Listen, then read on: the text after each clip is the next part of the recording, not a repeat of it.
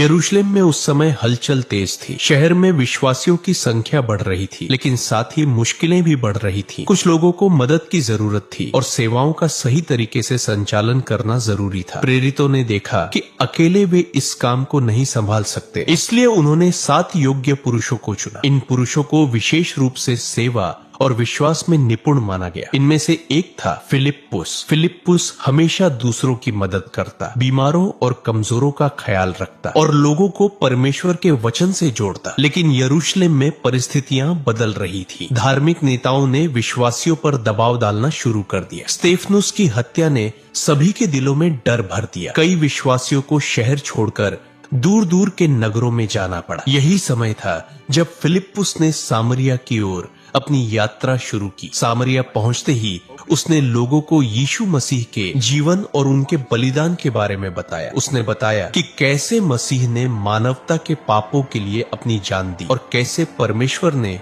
उन्हें मृतकों में से जीवित किया। फिलिप्पुस के प्रवचन और चमत्कार लोगों के विश्वास को मजबूत कर रहे थे। कई बीमार लोग चंगे हुए और सामरिया में जीवन बदलने लगा। एक दिन पवित्र आत्मा ने फिलिप्पुस से कहा कि वह यरूशलेम से गाजा की ओर जाने वाले सुनसान मार्ग पर जाए। यह मार्ग पूरी तरह सुनसान था। कोई नगर नहीं, कोई भीड़ नहीं, सिर्फ रेत और आकाश। लेकिन यही वह मार्ग था जहाँ इतिहास की सबसे रहस्यमय घटना घटने वाली थी। रास्ते पर कुछ दूर चलते ही एक रथ आता दिखाई दिया। रथ में बैठा व्यक्ति इथियोपिया की रानी कंदाके का अधिकारी था, जिसे बाइबल में खोजा कहा गया है। वह यरूशलेम में उपासना करके अपने देश लौट रहा था और उसके हाथ में यशायाह की पुस्तक थी। वह पढ़ रहा था, लेकिन भविष्यवाणी का अर्थ उसे समझ में नहीं आ रहा था। फिलिप्पुस रथ के पास गया और पूछा, क्या आप समझ रहे हैं कि आप क्या पढ़ रहे हैं? खोजा ने उत्तर दिया, नहीं, कोई मुझे मार्ग नहीं दिखा रहा, मैं समझ नहीं पा रहा। फिलिप्पुस ने मुस्कुराते हुए कहा, यदि आप चाहते हैं मैं आपको समझा सकता हूँ। फिर फिलिप्पुस ने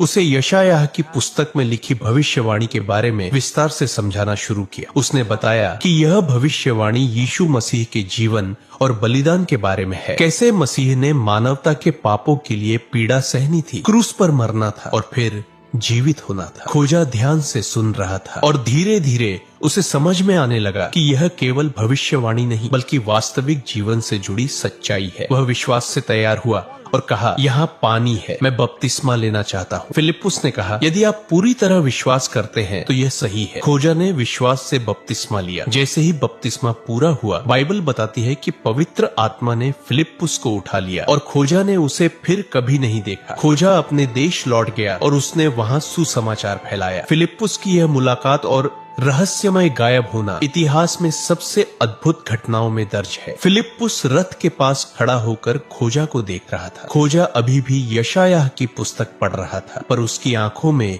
उलझन साफ झलक रही थी। वह जानना चाहता था कि इस भविष्यवाणी का मतलब क्या है, लेकिन कोई मार्गदर्शन नहीं था। फिलिप्पुस ने धीरे धीरे पूछा, क्या आप समझ पा रहे हैं? खोजा ने उत्तर दिया, नहीं, मैं समझ नहीं पा रहा। फिलिप्पुस ने मुस्कुराते हुए कहा, यदि आप चाहेंगे मैं आपको समझा सकता हूँ। फिर फिलिप्पुस ने पुस्तक खोलकर उसे विस्तार से बताना शुरू किया। उसने समझाया कि यशायाह की भविष्यवाणी मसीह के जीवन के बारे में है। वह बता रहा था कि मसीह पीड़ा भोगने आएंगे, दीन और विनीत रहेंगे और उनके वचन और कार्य मानवता के लिए मार्गदर्शन का स्रोत होंगे। खोजा ध्यान से सुन रहा था, कभी किताब की ओर देख रहा था और कभी फिलिप्पुस की आंखों में। धीरे धीरे उसे समझ आने लगी कि यह भविष्यवाणी केवल शब्द नहीं बल्कि जीवन बदलने वाला संदेश है। फिलिप्पुस ने बताया कि कैसे मसीह ने मानवता के पापों के लिए क्रूस पर मृत्यु स्वीकार की और कैसे परमेश्वर ने उन्हें मृतकों में से जीवित किया। उसने यह भी समझाया कि विश्वास केवल सुनने से नहीं बल्कि अपने जीवन में स्वीकार करने से सशक्त होता है। खोजा ने हर शब्द ध्यान से सुना और उसका दिल विश्वास से भर गया। कुछ ही क्षण बाद उन्होंने रथ के पास मौजूद पानी की ओर देखा। खोजा ने कहा, यहाँ पानी है, मैं बपतिस्मा लेना चाहता हूँ। फिलिप्पुस ने उत्तर दिया, यदि आप पूरी तरह विश्वास करते हैं तो यह सही है। खोजा ने विश्वास के साथ बपतिस्मा लिया। यह बपतिस्मा केवल पानी में डूबना या उठना नहीं था, यह उसके विश्वास और परमेश्वर के मार्ग को स्वीकार करने का प्रतीक था। जैसे ही खोजा पानी से बाहर आया, बाइबल बताती है कि पवित्र आत्मा ने फिलिप्पुस को उठा लिया दिया और वह अचानक गायब हो गया। खोजा ने उसे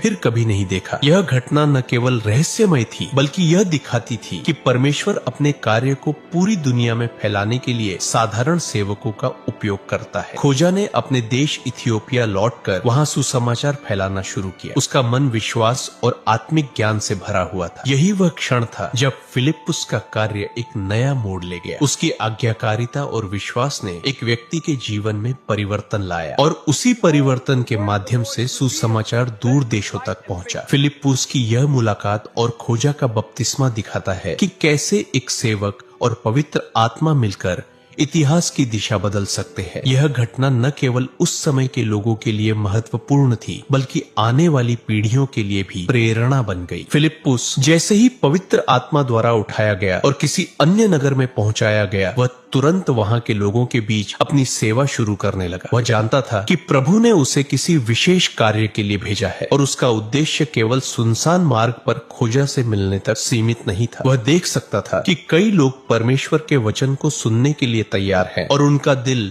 विश्वास से भरा हुआ है। फिलिप्पुस ने उन्हें समझाना शुरू किया कैसे यीशु मसीह ने मानवता के पापों के लिए अपनी जान दी, क्रूस पर मृत्यु पाई और परमेश्वर ने उन्हें मृतकों में से जीवित किया। उसके शब्दों के साथ साथ चिन्ह और चमत्कार भी लोगों को दिखाई दिए। बीमारों को चंगा किया गया, लंगड़े और अपंग ठीक हुए। ये देखकर लोगों का विश्वास और बढ़ गया। फिलिप्पुस ने नगरों का दौरा किया, सामरिया, अशदोद और कैसरिया। हर जगह उसने लोगों को सुसमाचार सुनाया, उनके जीवन में बदलाव लाने वाले संदेश दिए और विश्वासियों को मार्गदर्शन दिया। उसने यह भी दिखाया कि सुसमाचार केवल सुनने तक सीमित नहीं है, इसे अपने जीवन में लागू करना भी आवश्यक है। लोग उसके शब्दों और कर्मों दोनों को देखते रहे। सामरिया में लोग पहले से ही विश्वास में आए थे, लेकिन फिलिप्पुस के आने से उनकी समझ और गहरी हुई। अशदोद में उसने नए लोगों को सिखाया कि परमेश्वर का संदेश सभी के लिए है और प्रत्येक व्यक्ति उसके कार्य का हिस्सा बन सकता है। कैसरिया में उसने कई नए विश्वासियों को बपतिस्मा दिया और उन्हें सुसमाचार फैलाने के लिए प्रेरित किया। फिलिप्पुस की यात्रा दिखाती है कि पवित्र आत्मा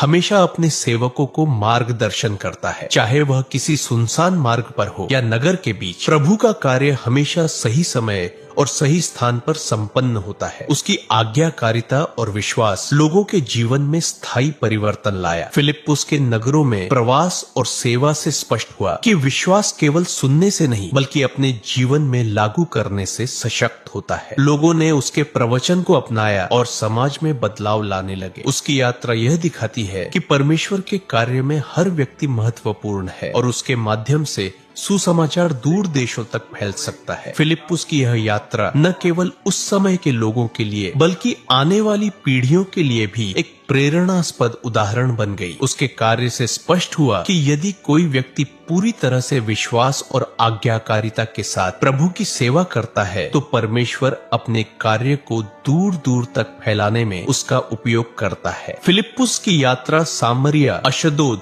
और कैसरिया में लगातार जारी रही। हर नगर में उसने लोगों को यीशु मसीह की कहानी सुनाई और समझाया कि उनका बलिदान मानवता के लिए मार्गदर्शन और जीवन का स्रोत है। उसके प्रवचन के साथ साथ चिन्ह और चमत्कार भी लोगों के विश्वास को मजबूत कर रहे थे। बीमार लोग चंगे हुए, लंगड़े और अपंग ठीक हुए। लोग उसके कार्यों को देखकर प्रभावित हुए। सामरिया में पहले से विश्वास करने वाले लोगों का विश्वास और गहरा हुआ। उन्होंने फिलिप्पुस के संदेश को अपनाया और दूसरों को भी समझाने लगे। अशदोद में नए विश्वासियों ने सुसमाचार को अपने जीवन में उतारा और दूसरों के लिए उदाहरण बने। कैसरिया में फिलिप्पुस ने कई लोगों को बपतिस्मा दिया और उन्हें सुसमाचार फैलाने के लिए प्रेरित किया। उसके कार्यों से यह साफ दिखा कि विश्वास केवल सुनने तक सीमित नहीं है, इसे अपने जीवन में लागू करना जरूरी है। फिलिप्पुस ने न केवल व्यक्तियों के जीवन में परिवर्तन किया बल्कि पूरे समाज में भी असर डाला। लोग अब अपने जीवन में प्रभु के वचन का पालन करने लगे। यह स्पष्ट था कि पवित्र आत्मा उसके माध्यम से काम कर रहा था और उसका संदेश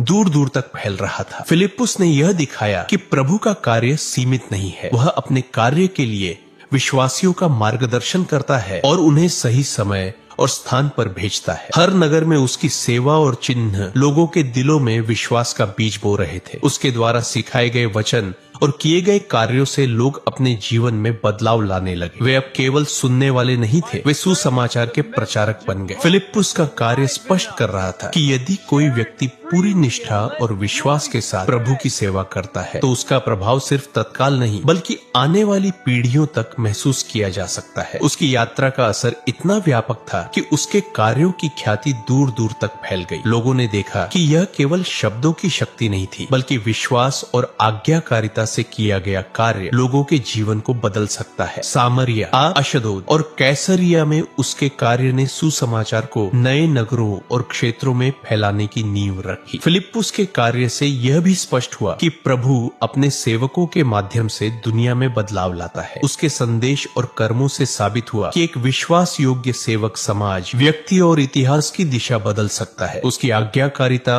और पवित्र आत्मा की शक्ति मिलकर सुसमाचार को दूर दूर तक फैलाने में सक्षम थी। फिलिप्पुस की यात्रा यहीं खत्म नहीं हुई। सामरिया, अशदोद और कैसरिया में किए गए कार्यों के बाद वह लगातार नए नगरों और रास्तों की ओर बढ़ता रहा। उसका उद्देश्य केवल लोगों को सुनाना नहीं था बल्कि उन्हें विश्वास में मजबूत बनाना और सुसमाचार फैलाना था। उसने कई नए विश्वासियों को बपतिस्मा दिया और उन्हें भी सुसमाचार फैलाने के लिए तैयार किया। हर जगह फिलिप्पुस के प्रवचन का असर दिखाई दे रहा था। लोग अब सिर्फ सुनने वाले नहीं थे बल्कि विश्वास और कार्य में जीवन बदल रहे थे। बीमार लोग चंगे हुए, अपंग ठीक हुए और समुदाय में बदलाव आने लगा। उसके कार्यों से यह साफ था कि विश्वास केवल शब्दों में नहीं बल्कि कर्मों और आज्ञाकारिता में भी व्यक्त होता है। खोजा, इथियोपिया का अधिकारी फिलिप्पुस से मुलाकात के बाद अपने देश लौट गया और वहां सुसमाचार फैलाने लगा। यही वह क्षण था जब सुसमाचार दूर देशों तक पहुंचना शुरू हुआ। फिलिप्पुस ने केवल एक व्यक्ति का जीवन नहीं बदला बल्कि पूरे समाज और आने वाली पीढ़ियों के लिए मार्ग प्रशस्त किया। फिलिप्पुस की यात्रा यह दिखाती है कि प्रभु का कार्य सीमित नहीं होता। एक विश्वास योग्य सेवक और पवित्र आत्मा मिलकर